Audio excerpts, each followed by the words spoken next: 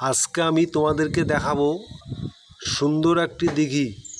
আমি এখন দাঁড়িয়ে আছি দিঘির পাড়ে।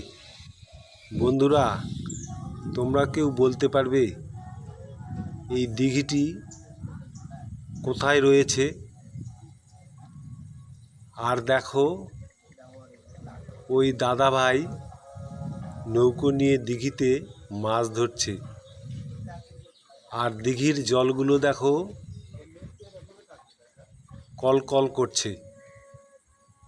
আর দিঘির চারপাশের দৃশ্যটা দেখো, কত সুন্দর যেন একটা দৃশ্য।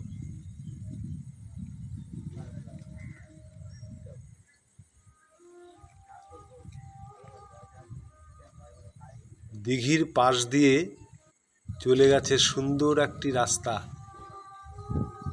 আর রাস্তার পাশে গাছগুলোকে দেখো